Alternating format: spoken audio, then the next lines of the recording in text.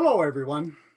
My name is Ian Cunningham, and I farm with my wife, Cindy, and my son, Richard, near Pipestone, Minnesota, where we raise beef cattle, corn, soybeans, forage, and cover crops. I've served on the board of the Pipestone SWCD since 1999, and in fact, my grandfather was one of the group of people who circulated the petition to organize the district. So conservation districts and the conservation district family are part of who I have always been. I've seen firsthand the power of conservation districts and the incredible work we accomplish with our local cooperators. It has been nearly a year since I have had the opportunity to represent NACD in person.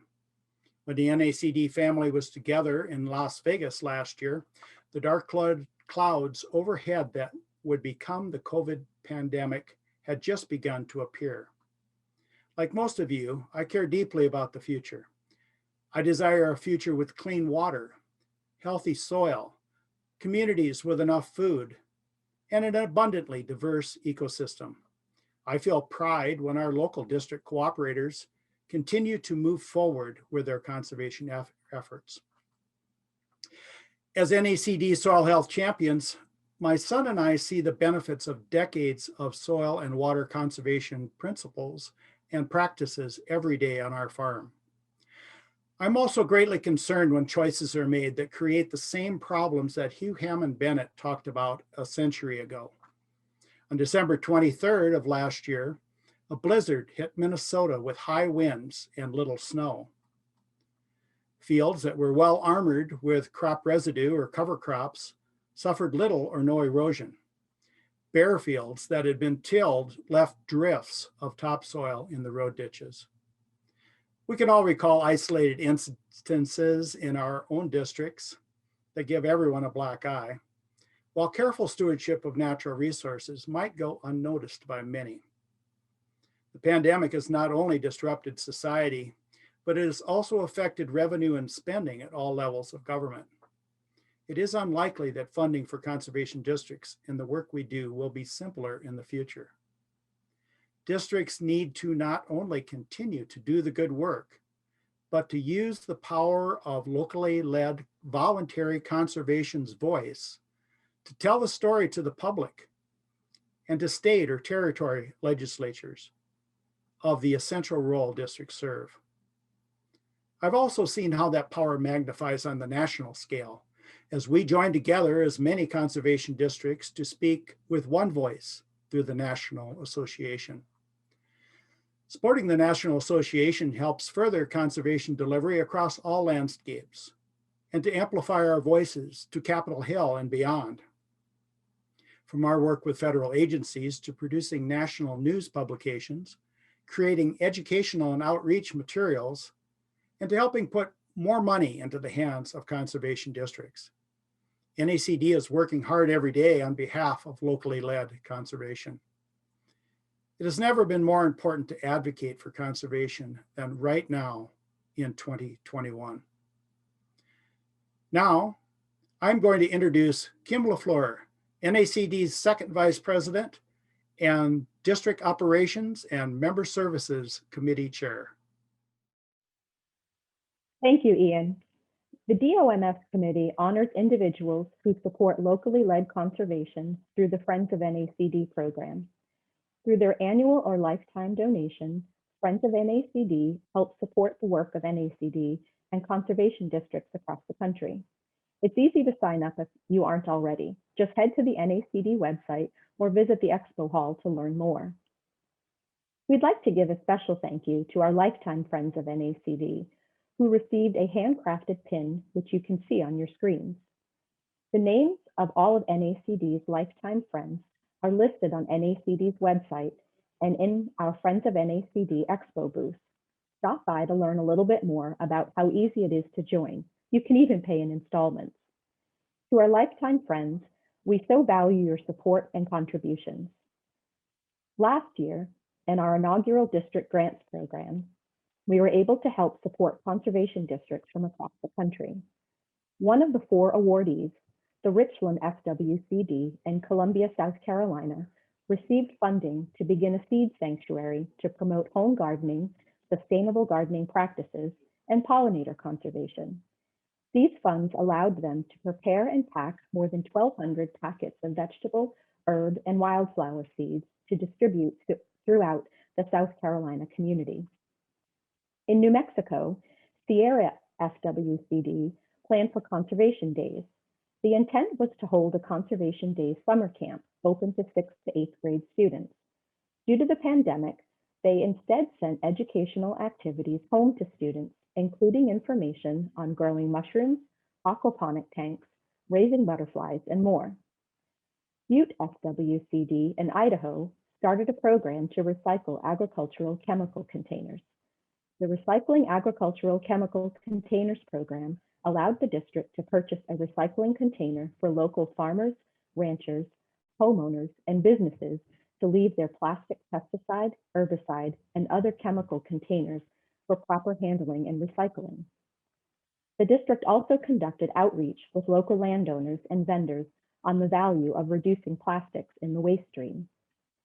And in the Eastern Rhode Island Conservation District, they plan to expand their fundraising through a seedling sale program to promote the planting of native trees.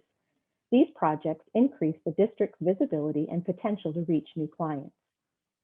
Knowing that our conservation districts thrive on partnerships, this year, the DOMS committee has again allocated a portion of the funds raised through the Friends program to fund 4 $2,500 Friends of NACD district grants for dues-paying conservation districts. Today, it is my honor to announce that NACD is awarding this year's Friends of NACD district grants to Duval SWCD, Florida, Catoosa County CD in Georgia, Eastern Connecticut Conservation District, Connecticut, and Beaver County CD, Oklahoma. In Florida, the Duval Soil and Water Conservation District will begin a Start Farming mentorship program to support new farmers by providing tours on diverse farm operations and on-site workshops on sustainable practices, including water conservation, composting, and permaculture. The Catoosa County Conservation District in Georgia will be hosting a WaterWise workshop with rain barrels to encourage and promote residential water conservation. In Connecticut, the Eastern Connecticut Conservation District will work to develop land owned by the district into a conservation showcase education center for area residents, students, and conservation volunteers and professionals. In commemorate of the March 7th, 2020 wildfire in Oklahoma, the Beaver County Conservation District will host a one-day block party style event. Using speakers, demonstrations, games, and entertainment, they will encourage community residents to participate in wildfire prevention and educate them to be prepared when the next wildfire strikes. Read more about the winners' projects on NACD's website. Thank you again to all of our friends of NACD. No matter what your level of donation, you are helping support our conservation district. The DOMS committee launched the NACD Hall of Distinction in the fall of 2016 as a virtual place to recognize past leaders of NACD who have contributed so much to conservation on the national scale. Current inductees include Dennis Getchell of Maine, Clarence Durbin of Ohio, Don Spickler of Maryland, Billy Joe Miles of Kentucky, and Wade Troutman of Washington State, and James Bellamy of North Carolina.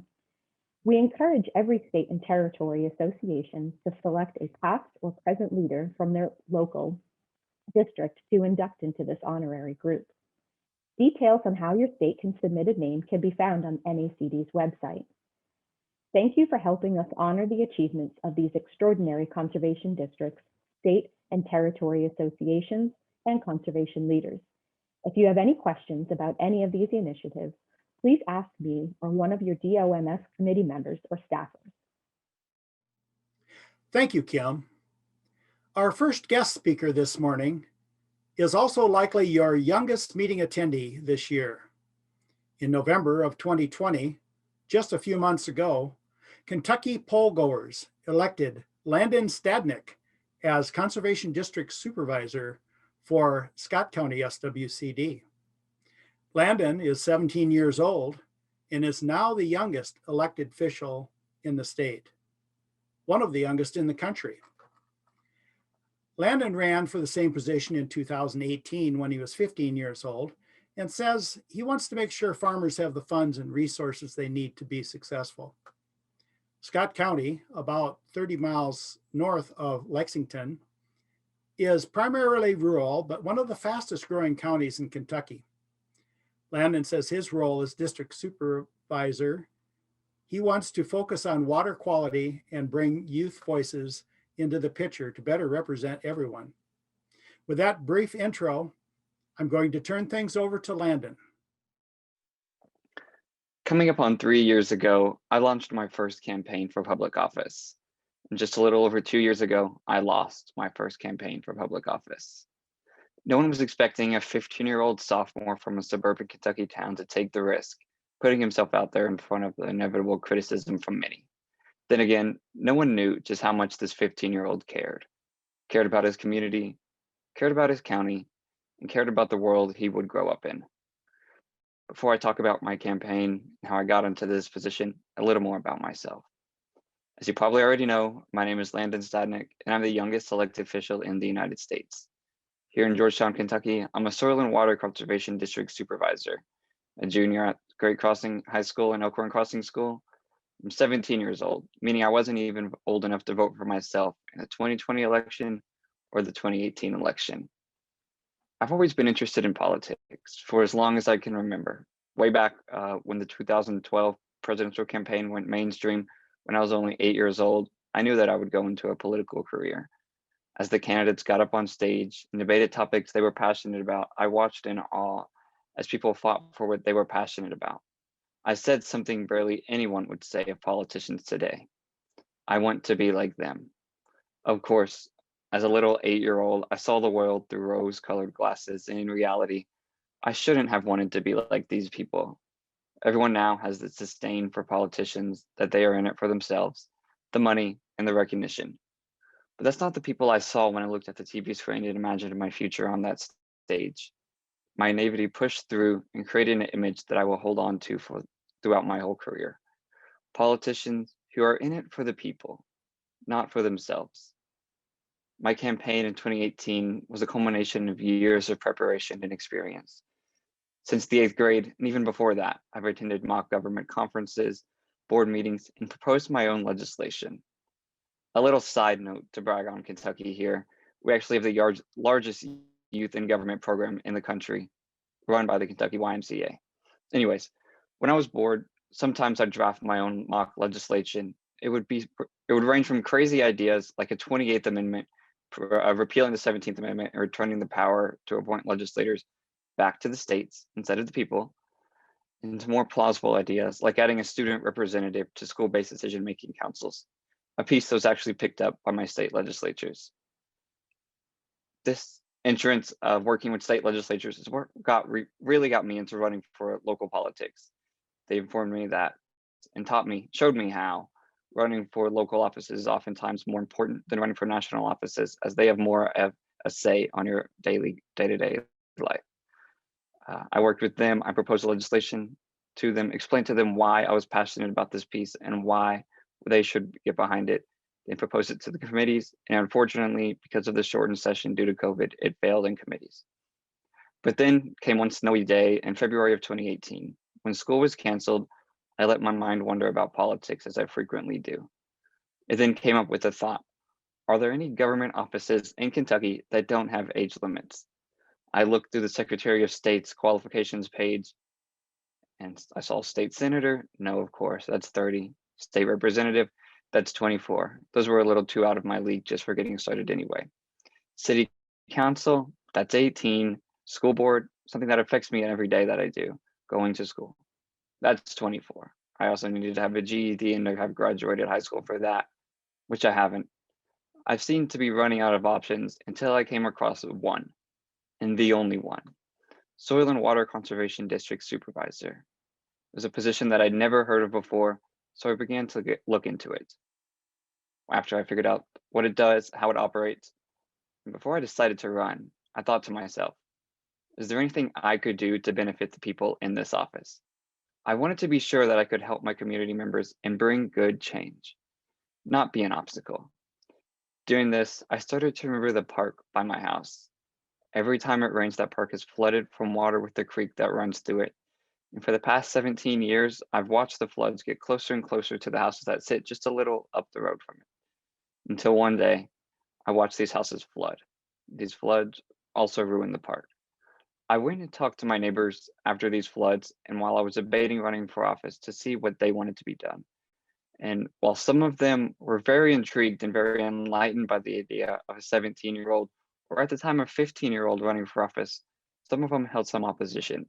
I mean, rightfully so. Who would think that a 15-year-old could have the intelligence, could have the drive to be able to be successful in this type of office? And after I sat down with some of these people and explained to them why I thought I was passionate enough and knowledgeable enough to be able to take this office, some of them changed, but some of them stayed in their ways. I knew going into this that there would be some opposition.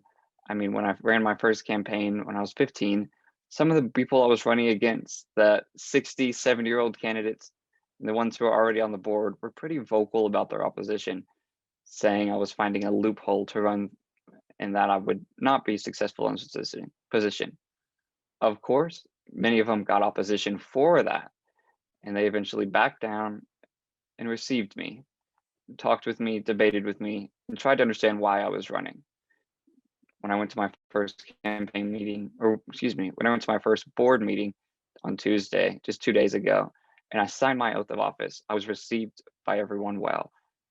They knew that there was nothing they could do to prevent me from being on the board at that point. And so why would they try to become an obstacle instead of working with me to create good change? So back to the park. After I sat down with people and I knew that I could help the people of Scott County, I went down to the county clerk's office, got my papers and the required amount of signatures from the community, indicating their belief that I should be on the ballot, and I filed my paperwork. It was official. The name Landin Stadnyk, belonging to my 15-year-old self, would appear on the ballot in November. This past year, the name Landin Stadnyk, belonging to my 17-year-old self, would appear on the ballot in November. From February to November, I ran a full-scale campaign with speeches, news interviews, door-to-door campaigning, the whole 9 yards. And on Tuesday, November 6th, I sat with my eyes glued to the Scott County Clerk's Facebook live stream, the election results. And when with 100% of the precincts reporting, I lost by about 1,000 votes. Fast forward 2 years, I won, become the youngest elected official in the United States. And in that time period between the two, I continued to grow and learn how to represent people better. I continued my everlasting quest to fight for what I believe in, and I ran again. I continued to see the world through rose-colored glasses as I did when I was only 8 years old, and realized that maybe seeing the best in people isn't a bad thing. It lets us bring out the best in ourselves and lets us do what we should do and do what I thought my 8-year-old self thought the politicians would do, and better represent people instead of representing ourselves. A couple days ago, I talked with Michael Crowder, president of the NACD, about how to get more youth involved. If you look around at the demographics of this conference, you're not going to see many people my age. You're going to see generations before mine. But what those generations don't have to do is deal with the consequences that will come up years forward. What I'm trying to do is get a head start in altering those consequences so we can live in a world that we want. We can live in a world that we want our kids to live in and our kids' kids to live in. Because, well, most of this conference isn't going to have to live with the world that I live in. I'm going to. So Michael and I, we wanted to create a plan to get more youth involved. They don't necessarily have to be running like I did, but just getting involved, getting out there, figuring out what the National Association of Conservation Districts does and why they should take a step into it, get more involved in it, and why they should care about it. A lot of people view my generation as apathetic, like we don't really care about what's going on in the world. But in reality, I see every day that my generation is the least apathetic generation there is. You see us out in the street protesting, fighting for what we believe in, and doing what my 8-year-old self saw through the rose-colored glasses as we enter the political field, as we get of age to be able to run for office, representing the people, representing our community, and not just ourselves. So as you go out, as you leave this conference, try to break free of your demographics, of your age group, and invite more people of a younger age into the community to be able to work with them instead of separating yourself from them, so that we can all create the world that we want to live in. Thank you, Landin. It's really inspiring to hear from someone your age about the passion for leadership, service, and conservation that we all share. One of NACD's key partners in education is the NACD Auxiliary, which facilitates an annual poster and photo contest celebrating that year's annual stewardship theme. I'm now going to invite NACD Auxiliary President Karen Smart to talk about this year's contest and announce this year's winners. Good morning. My name is Karen Smart. I serve as the NACD Auxiliary President. Our auxiliary sponsors the National Poster and Photo Contest each year. Our auxiliary firmly believes in the vital role that educating children and youth plays in creating a keen interest and awareness of our natural resources. The theme for 2020 was, "Where would we be without our pollinators?" Please watch your screen as these amazing art illustrations are displayed as I read the first place winners in each category. The second and third place winners will be in the sponsor hall under the Stewardship and Education Expo booth. I am pleased to announce the 2020 poster and photo contest winners. First place, grades K through 1, Colton Folger with Stanton County CD, Kansas. First place, second and third, Viraj Nimkar, Loudoun SWCD, Virginia. First place, grades 4 through 6, Clarinda Weber, Madison County SWCD, Indiana. First place, grades 7 through 9, Emerson Ortimer, Lower Elkhorn, NRD, Nebraska. First place, grades 10 through 12, Lillian McConkey, Peter Francisco, SWCD, Virginia. First place, Ag Conservation Across America, adult category, Tracy Ryan, Northern Panhandle, SWCD, West Virginia. First place, Ag Conservation Across America, youth category, Madison Simmon, Fillmore, SWCD, Minnesota. First place, Close-Up Conservation, adult category, Bob Diller, Henricopolis, SWCD, Virginia. First place, Close-Up Conservation, youth category, Jake Turner, Sarasota, SWCD, Florida. First place, Conservation in Action, adult category, Gia Yu, Newcastle, CD, Delaware. First place, Conservation in Action, youth category, Catherine Brooks, Newcastle, CD, Delaware. First place, Conservation Practices, adult category, Timothy Barnes, Butte, SWCD, Idaho. First place, Conservation Practices, youth category, Nancy Murray, Cecilia, SWCD, Georgia. If you're interested in participating in the 2021 poster and photo contest, please go to NACD's website and visit the Conservation Education Hub. We sincerely want to thank all the participating individuals, the NACD Auxiliary and NACD Stewardship and Education Coordinator Diana Blackwood for her overseeing this project. Thank you and congratulations. Thanks, Karen, and congratulations to all these young creative winners. Now, I'd like to ask Steve Robinson, Chair of the National Conservation Foundation Board of Trustees and NACD past president, to please give us an update on the foundation's work. As chair of the National Conservation Foundation, it has been my privilege to work alongside the Board of Trustees to strengthen NACD's sister foundation over the years. As we implement our new strategic plan, NCF has been growing rapidly in terms of our governance structure, our programs, and our communications. In October, we launched a new logo reflecting on our progress as an organization and helping to carry NCF into the future. Since its inception, NCF has helped foster tens of thousands of conservation leaders through its programming, including the National NCF Envirothon competition and the new cornerstone program, the Next Leadership Institute. This logo reflects our focus on conservation and improving the capacity and skill set of our nation's current and emerging conservation leaders. It embodies the renewed vitality and reinvigorated commitment we have to deliver conservation solutions to America's landscapes. Tomorrow's conservation leaders are stepping up to the plate today to learn and prepare for the challenges, obstacles ahead, and it's through the support of conservation leaders like you that we're able to provide the programming we need to be best equipped. NCF is also currently working on a website, www.nationalconservationfoundation.org, to house our resources, provide secure networking access for our NGLI and Envirothon participants, centralize our brand, and more. And now I'd like to take a moment to thank all who donated to our Future Focus campaign in 2020.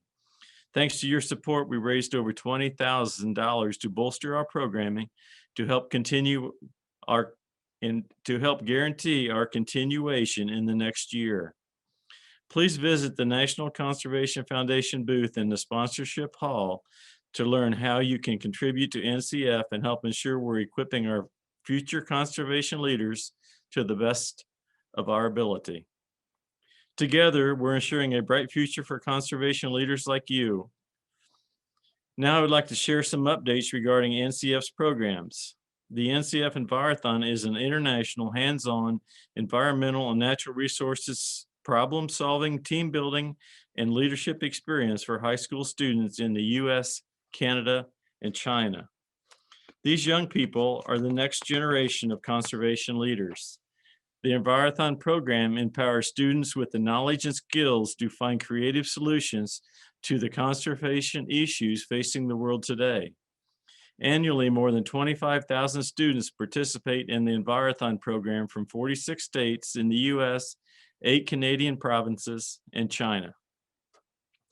Founded in 1979 by the Soil and Water Conservation Districts in Pennsylvania, the Envirothon has educated students for over 4 decades.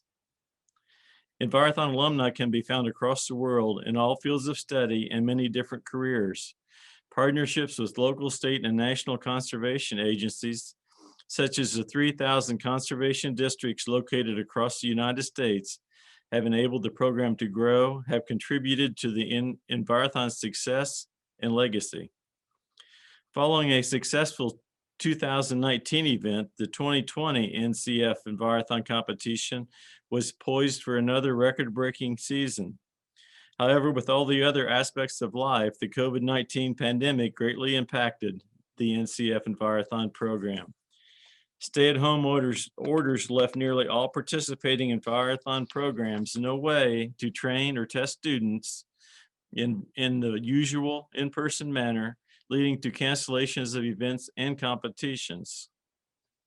Due to these cancellations and continued concerns for the health and safety of the students, advisors, volunteers, sponsors, and education partners, the National Conservation Foundation Board and the Nebraska Association of Resource Districts, host of the 2020 competition, made the difficult decision in April to cancel the 2020 NCF Envirothon annual international competition. Despite the cancellation of the international event, several state and provincial Envirothon programs used the opportunity to try something different, a virtual Envirothon. All slightly different in design, those online events range from official team-based competitions to informal challenges, social media engagements, or other types of activities. At a time when high school students were missing social events, graduations, and other major life milestones, these virtual Envirothon events received overwhelmingly positive feedback from students and advisors for providing a sense of normalcy in this unprecedented time. I'd like to thank you to Connecticut, Florida, Idaho, Kansas, Massachusetts, New Mexico, New York, Ohio, Ontario, Oregon, Pennsylvania, Rhode Island, South Carolina, Texas, Utah, Virginia, and Wisconsin for your commitment and effort to keep the Envirothon spirit alive and well in 2020. Not only did their efforts boost student morale and increase Envirothon engagement, but these programs have become models for other Envirothon programs across the US, Canada, and China. As the COVID-19 pandemic continues into 2021, many state and provincial Envirothon programs have already made the decision to host online or distant competitions instead of in-person events this spring. Lessons learned in 2020 will provide guidance of how the Envirothon will look in 2021. I would like to thank the NCF Envirothon Operating Committee and staff who worked hard over the past year to help all the participating state, provincial, and partner nation programs through these unusual times. New outreach activities and engagement opportunities have been developed for online learning, with more to be released in the coming months. As for the 2021 NCF Envirothon annual competition hosted by Nebraska Association of Resource Districts, we are on track to hold an international event. Whether we are able to safely gather in person or if we need to come together at a distance for a virtual contest, the National Conservation Foundation, the NCF Envirothon, and the Nebraska Association of Resource Districts are closely monitoring local, state, federal, and international trends and public health guidelines related to COVID-19. Our top priority is to provide a safe and healthy environment for all participants, volunteers, and guests, and we will share information as it becomes available. On behalf of the National Conservation Foundation, thank you to all the NCF Envirothon sponsors and supporters.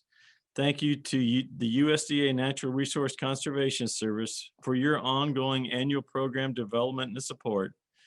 A thank you to the United States Forest Service for funding the NCF Envirothon Diversity Enhancement and Underserved Audience Grants, which provide funds to facilitate Envirothon experiences for urban and/or rural students who lack access to natural resource and outdoor educational opportunities.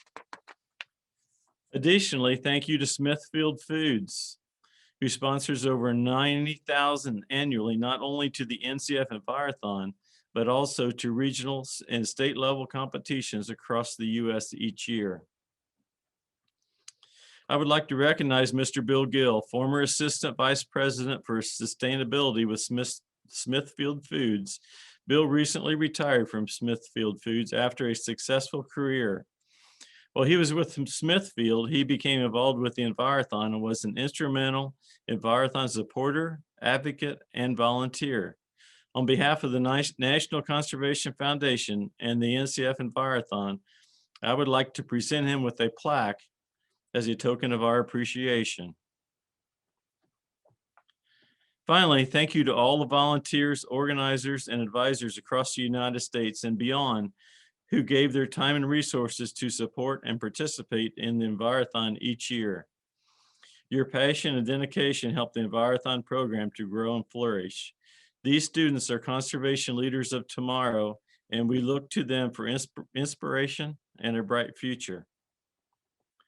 The newest program of the National Conservation Foundation, the Next Generation Leadership Institute, helps prepare conservation district officials to become national leaders of tomorrow through personal, civic, and organizational leadership development in order to meet the future needs of natural resource management. In February of 2020, this program welcomed 7 remarkable conservation district officials who were competitively selected to participate in the inaugural program. They were chosen because of their demonstrated enthusiasm and commitment to locally led conservation and their eagerness to provide their skills to address the current and future challenges of our nation's natural resources face. The inaugural program cohorts include Barbara Blywise from Charlotte, North Carolina, Ryan Britt from Clifton Hill, Missouri, Phil Campbell from Luther, Oklahoma, Joe Coughlin from Tonka, Oklahoma, Mark Masters from Dalton, Georgia, Cassius Spears from Ashaway, Rhode Island, and Sam Steiner from Franklin, Ohio. This is a group that saw the trials of 2020 as something only great leaders can envision.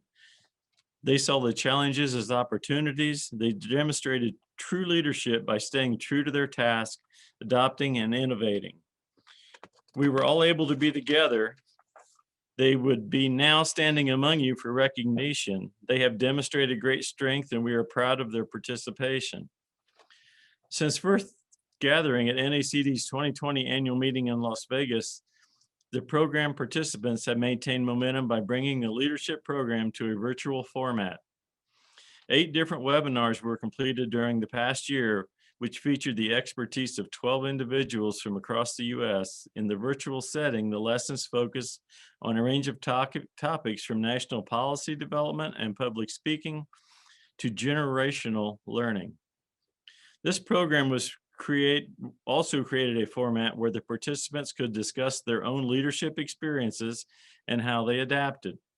In the past year, if the past year has taught us anything, it is this. True leaders address challenges through developing skills like adaptation, reflection, and open communication. For the coming months, the Next Leadership Institute will maintain their momentum with regular virtual sessions. They will reconvene in person sessions when possible, with a planned cohort graduation in February of 2022. In the meantime, the NGL Operating Committee has begun planning for the next application process for the next cohort. If you are a conservation district official who is interested in dramatically improving the future of locally led conservation, this is your opportunity to rise to the occasion. Be on the lookout this spring for an announcement on the next opportunity to apply to the NGL program. Our goal is to have another group of individuals just as remarkable as the first cohort to continue the legacy of the program. Please contact NGL program facilitator Ray Ledgerwood or NACD Northern Plains Region Representative Sunny Highkiss Napton for more information. On behalf of the NCF Board of Trustees and the NGL Operating Committee, thank you for your support, and we look forward to even greater accomplishments in 2021. You can learn more about NGF's programs at our booth in the sponsor hall. We have accomplished a great deal over the past year, and we have much to be proud of as a conservation family.